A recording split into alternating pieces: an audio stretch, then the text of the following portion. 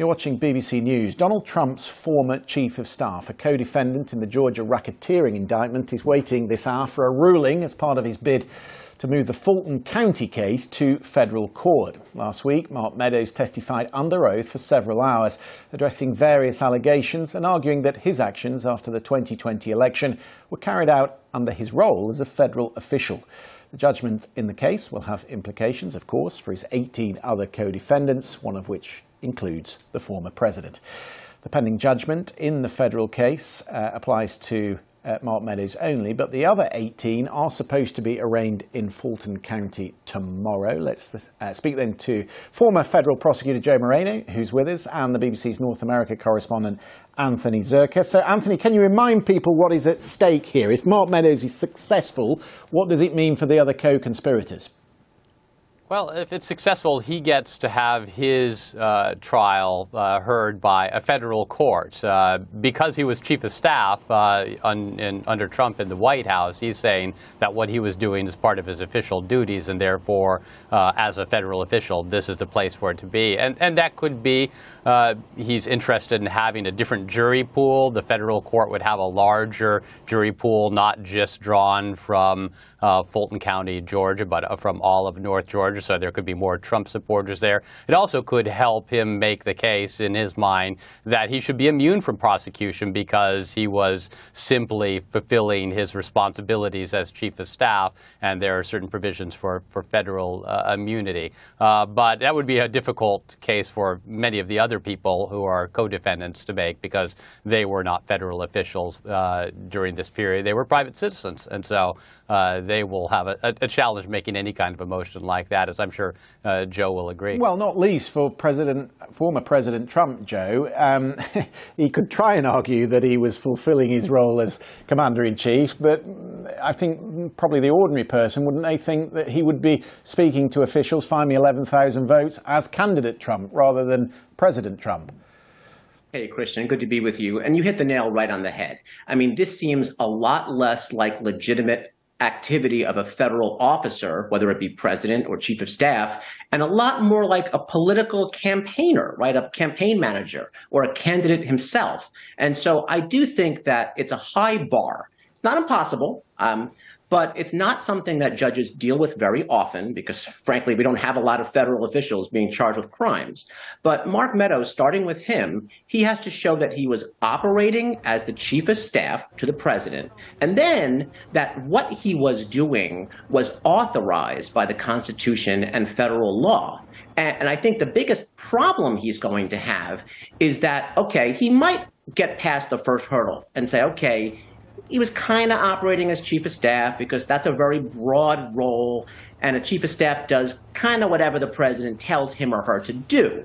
The problem is the second prong, because nowhere is it the job of the executive branch of government, right, the president basically, under Article 2, to collect votes or certify votes, right? States collect votes, and then Congress certifies them. So that's going to be, I think, the real problem here is to say, okay, even if we give you the fact that you were acting as president or chief of staff, what you were doing was completely outside the bounds of your job. And so therefore, that's the one that I think is going to be a real hurdle. Anthony Zerka, I mean, we're pending a judgment, which will have implications for all the 19 defendants, but they will be arraigned in Georgia tomorrow, correct?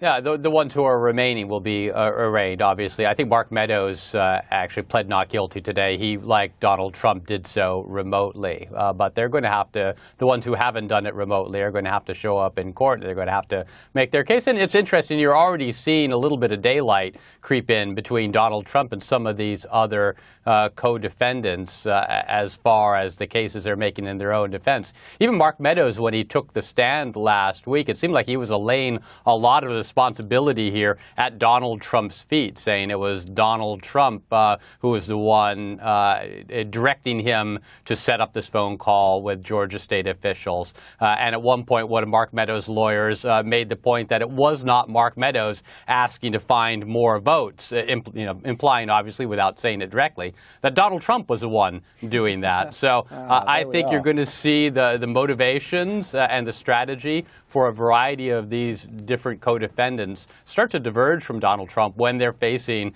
significant prison sentences. It's their lives on the line too, and not all of them, I think, will be willing to go down with the ship if Donald Trump looks like he's in danger of being convicted.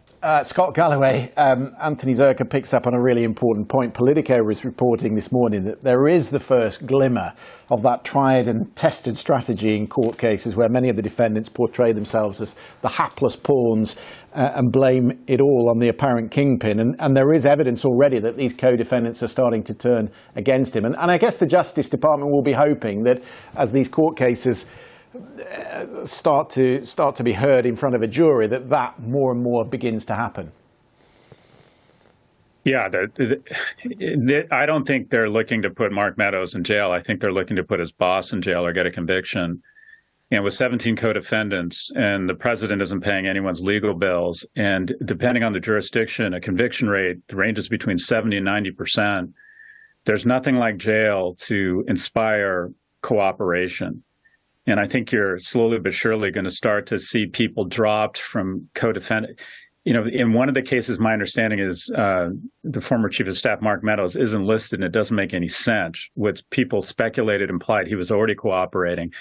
This is an attempt to turn up the heat such that these individuals start turning on the real target here. And with conviction rates that make it more likely than not that one of these is going to stick, you can bet that if 17 people, somebody is going to try and cut a deal if they haven't already. So I think this is what prosecutors do. And your panelists have more domain expertise than me.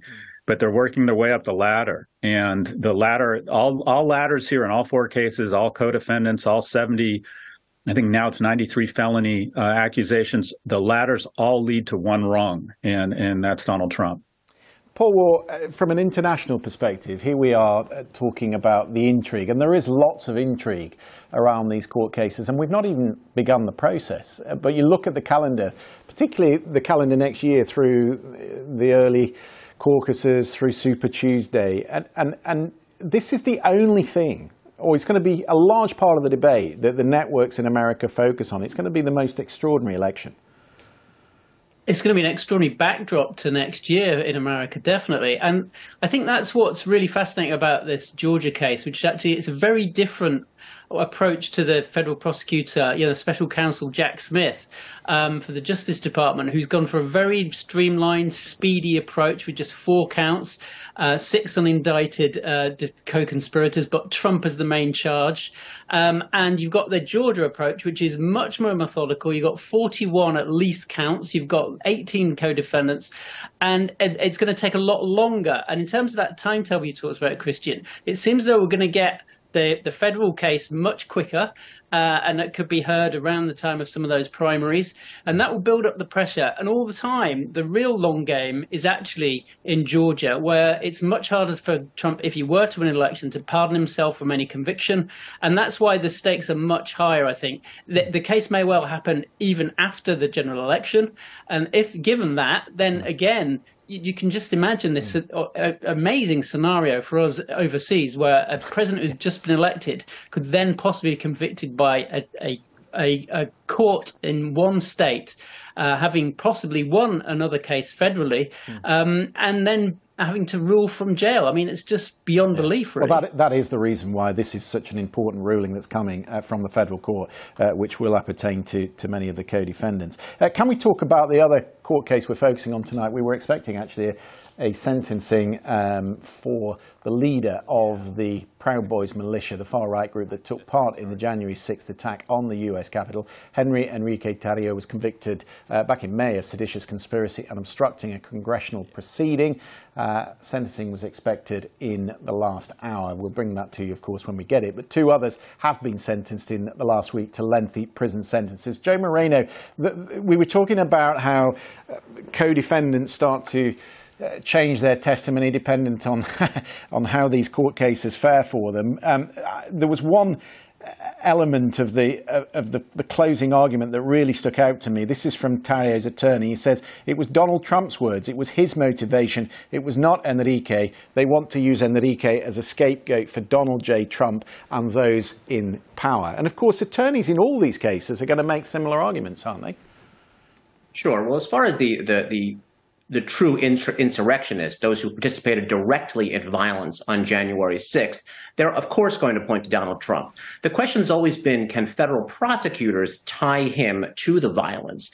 And I have to think if they could, they would have done it by now. It's difficult because Trump can say, look, I may have used a lot of rhetoric, but I never actually intended anyone to do anything violent. Now, you might believe that, or you might not. But the interesting thing about this, Joe, sorry to rush you because we're nearly out of time, but the interesting thing is that he wasn't in Washington on January 6th.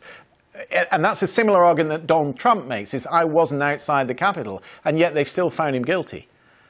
Yeah, well, I mean, it's whether or not you were either directly connected to the violence, right? You had some role in perpetrating the violence on the Capitol or on or around the January 6th events. And so, interesting that the defendants, hundreds of them here in Washington, D.C., have pointed to Donald Trump. It'll be really interesting, though, if prosecutors, who I understand are continuing to investigate Trump for additional charges, if they can yet charge him with seditious conspiracy or some other direct connection to the violence. Yeah, just finally, Anthony, final word to you on this.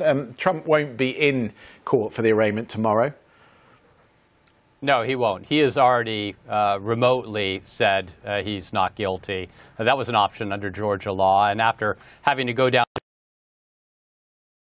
at the jail, I don't think he had any interest in going back to Georgia again to be arraigned. No, I'm sure the Georgian authorities didn't have much interest in that either.